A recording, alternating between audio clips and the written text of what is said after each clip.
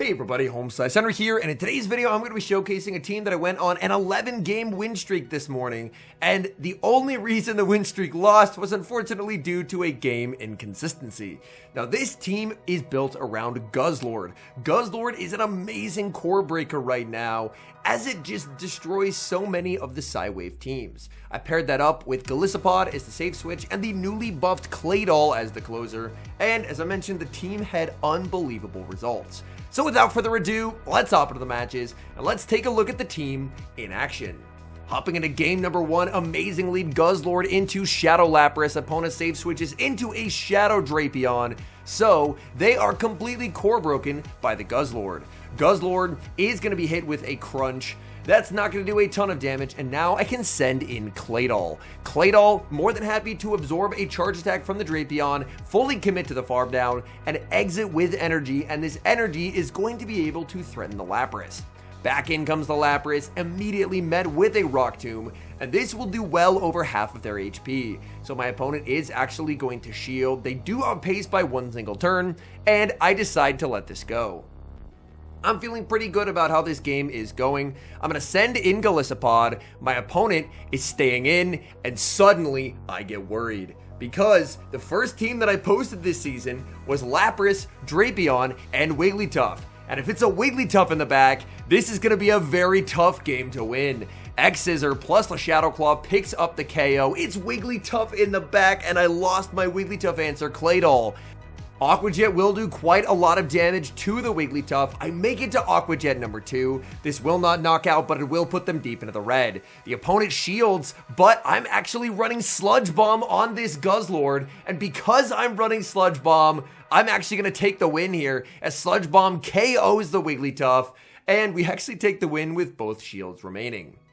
We move to the next match and pick up a very positive lead GUZZLORD into Claydol. Claydol, once it gets some Rock Tomb debuffs going, can really slow the roll of the Pokemon it's going up against, but GUZZLORD is able to outpace, grab an early shield from my opponent, and I'm very comfortable letting this go. Once they do fire off the Rock Tomb, I'm going to safe switch Golisopod, because if they stay in, due to Golisopod's new pacing, I get the Aqua Jet before they get the Rock Tomb. Now they have to double shield, because if they don't, they're just going to lose their whole Claydol. Out comes a Mandibuzz. Now this is what the Golisopod save switch is intended to bait out. You want to check for something, a potential flyer that Claydol does not want to see. Claydol, of course, with Mandibuzz out of the way, should hopefully do pretty well versus whatever they have in the back. Aerial Ace is going to connect, and that's going to do some pretty substantial damage. Golisopod, however, still undeterred, able to actually grab the final shield with an Aqua Jet. Opponent switches out, and their final Pokemon is revealed to be Lapras. Lapras met with an X-Scissor, and now I can just switch back into GUZZLORD. GUZZLORD is going to do great here. GUZZLORD firing off the Brutal Swing. Brutal Swing is going to get the Lapras pretty low, and now I have a very straightforward path to victory that includes just letting the GUZZLORD go and winning with Claydol. Because Claydol is going to get a nice energy head start, they are going to make a last-second Sparkling Aria, but I'm more than happy to shield here. So, Sparkling Aria grabs the shield, back in comes the Mandibuzz, and they banked quite a bit of energy, but Claydol is very, very bulky. So Claydol is going to take super effective damage here, but it's not going to be too much of a problem. So Claydol able to shake off that foul play, and now return fire with the Rock Tomb. Rock Tomb into Mandibuzz will do some pretty solid damage, and if I can't farm down by the time I get my next move, then I should just be able to snipe with the Shadow Claw from Golisopod. So I get to bank the move, switch into Golisopod, force the Simul KO, and I leave with the Rock Tomb loaded. The Lapras was 1 HP and didn't have any energy, but the Rock Tomb will guarantee the win. Oh, we got a regional champion in the next match going up against House Stark, and it's a disastrous lead leading into Shadow Galarian Weezing. I'm going to save switch into Golisopod. My opponent is going to stay in here to fire off a Brutal Swing.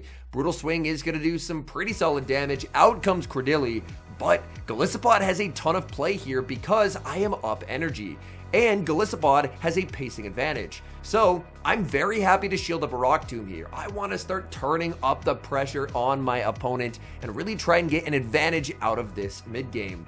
Unfortunately, my GUZZLORD can't really do much of anything against Weezing unless shields are down. So if I can get shields down, I'm very okay giving up switch advantage, getting a nice Dragon Tail farm down, and sludge bombing it later, because that will do a substantial amount of damage. So Rock Tomb picks up the KO, I send in the GUZZLORD, the farm is denied. House Stark switching out, sending in the Shadow Galarian Weezing, and now I get to respond with Claydol. So he realized what I was up to, and he's not going to let that happen.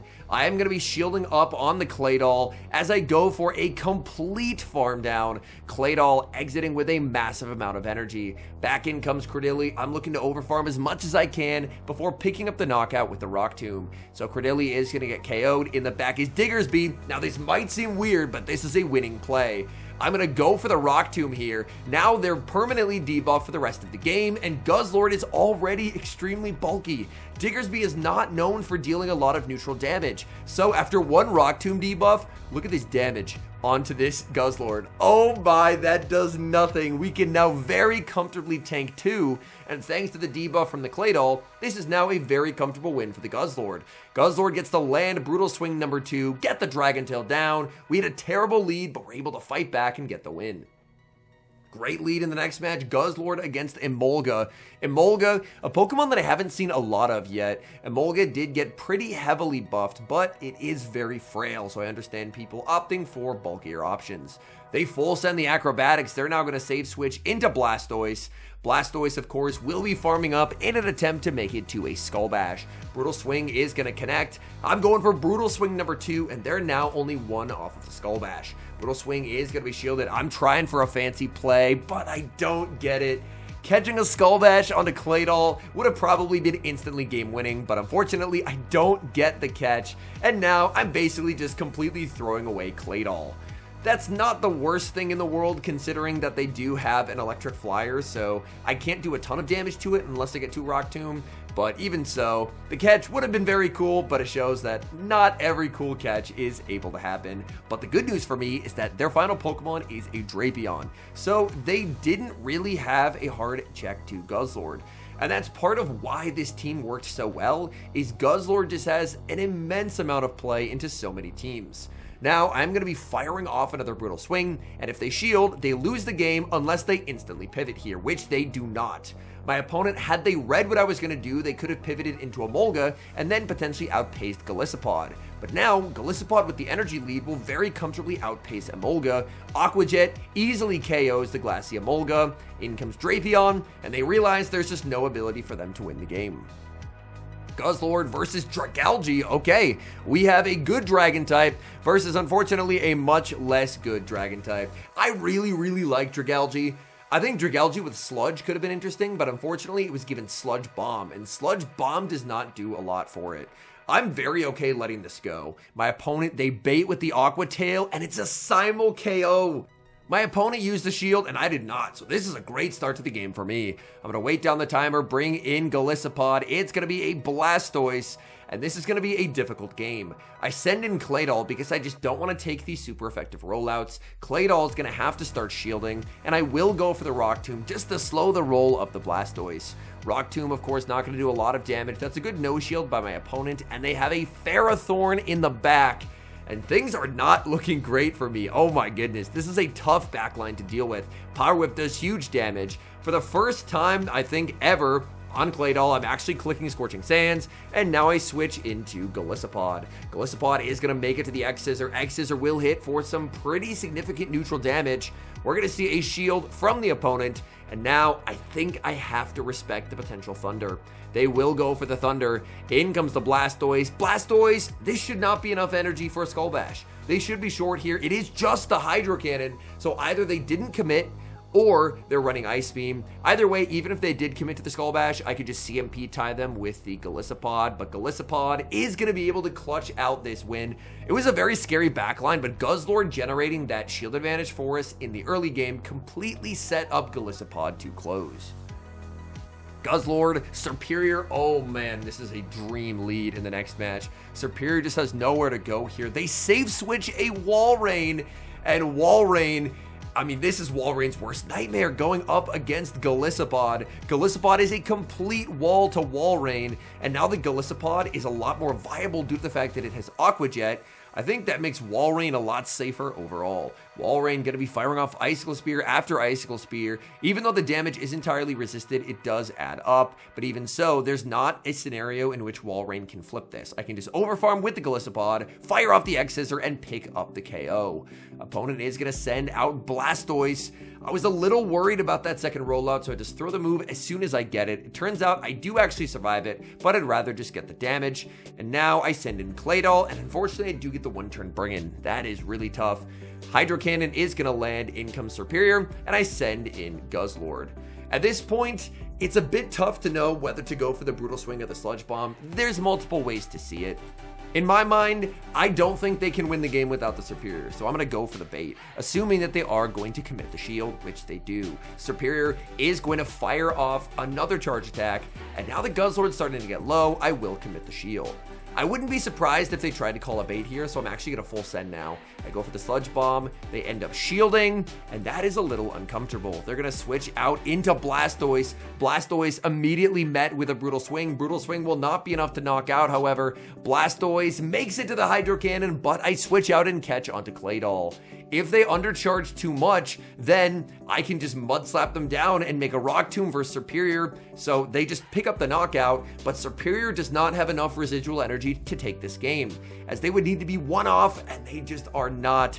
So things got a little bit scary there, but thanks to a well-timed catch, we're still able to get the win and continue the winning streak. GUZZLORD, Shadow Drapion, oh my goodness.